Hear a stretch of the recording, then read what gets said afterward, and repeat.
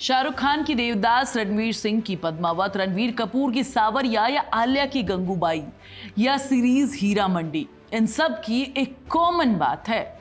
इनके बड़े बड़े सेट, सुंदर कलरफुल कपड़े और गहने के डिजाइन, लगता है कि हर फ्रेम हाथ से बना हो। पर्दे का रंग, लाइट का एंगल और तो और हीरोइन की साड़ी की कढ़ाई, कौन सा धागा होगा, सब कुछ जैसे खूबसूरत सा लगता है। और इन सब के पीछे संजय लीला भंसाली का दिमाग है। और अब इन्हीं संजय लीला भंसाली साहब की जिद की वजह से उनकी नई फिल्म लव एंड वॉर का बजट 350 करोड़ से बढ़कर सीधा 450 करोड़ पहुंच गया है। लव एंड वॉर अब तक की सबसे बड़ी, सबसे महंगी फिल्म बनने जा रही है संजय लीला भंसाली की। अब तक लव एंड वॉर में रणवीर कपूर, आलिया भट्ट, विकी कौशल कोई फीस नहीं ले रहे। अगर फीस लेते तो पता नहीं फिल्म का बजट कहां पहुंच जाता।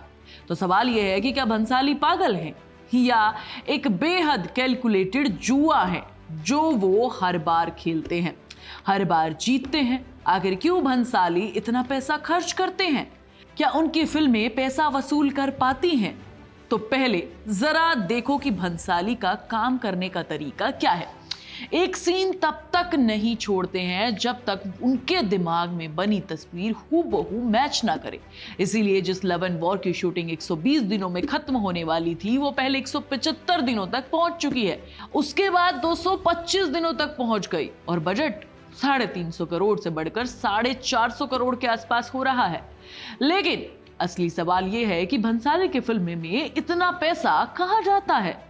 जरा समझो, हीरा मंडी के लिए भंसाली ने 1,60,000 स्क्वायर फीट का सेट बनवाया था।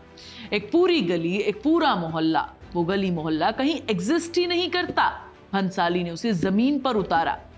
देवदास का शीश महल याद है ना? बाजीराव मस्तानी का वो युद्ध का मैदान जहां सैकड़ों घुड़सवार थे। पद्मावत में दीपिका पादुकोण के जो गहने थे वो सब नकली नहीं थे। भंसाली सीजीआई से बचते हैं, वो असली चीजें बनाते हैं, असली कपड़े, असली सेट, असली रोशनी। और यहीं से उनकी फिल्मों का वो विजुअल टेक्सचर मिलता है जो स्क्रीन पर जादू की तरीके से दिखता है। लेकिन इस जादू की कीमत होती है और वो कीमत चुकाते हैं 450 करोड़ में, लगभग 425 करोड़। वो कीमत वो चुकाते हैं, एग्जैक्ट है 425 करोड़। लेकिन क्या इतना पैसा कमाना आसान है? वो भी तब जबकि एक के बाद एक फिल्में फ्लॉप हो रही हों। तो जो पैसा भंसाली खर्च करते हैं वो पैसा आएगा कहां से? तो यार, भंसाली का बिजनेस मॉडल उतना ही शार्प है जितना उनका क्रिएटिव विजन। वो सिर्फ थिएटर टिकट पर निर्भर नहीं रहते हैं। लव एंड वॉर के नेटफ्लिक्स डिजिटल राइट्स लगभग 130 करोड़ रुपए में ऑलरेडी बिक चुके हैं। सारेगामा के साथ म्यूजिक और सैटेलाइट राइट्स की लगभग डील 80 करोड़ के आसपास में क्लोज हो चुकी है। यानी रिलीज से पहले ही फिल्म ने 200 करोड़ की कमाई कर ली है। और सारेगामा ने हाल ही में भंसाली प्रोडक्शन में 325 करोड़ का निवेश भी किया है, जो सिर्फ इस फिल्म के लिए नहीं बल्कि आने वाली कई फिल्मों के लिए भी है। एक लॉन्ग टर्म पार्टनरशिप हुई है। लेकिन इतने के बाद भी चुनौती बाकी है। 425 करोड़ की फिल्म को हिट कहलाने के लिए भारतीय बॉक्स ऑफिस पर कम से कम 800 से 850 करोड़ का ग्रोस कलेक्शन चाहिए। आज के दौर में जब दर्शक का ध्यान बटा हुआ है, ओटीटी पर एक के बाद एक नई फिल्म और सीरीज आती रहती हैं, तो ऐसे में क्या एक रोमांटिक वॉर ड्रामा इतनी कमाई कर पाएगी? देखिए, भंसाली की राह हमेशा आसान नहीं रही है। सांवरिया और गुजारिश दोनों फिल्में बड़े बजट की थी, बावजूद बॉक्स ऑफिस पर बुरी तरीके से गिरी। और उस वक्त लोगों ने कहा कि भंसाली का जादू खत्म हो गया है। लेकिन फिर आए रामलीला, 85 करोड़ का बजट, 200 करोड़ से ज्यादा की कमाई। फिर बाजीराव मस्तानी, 145 करोड़ लगाए, 350 करोड़ वापस आए।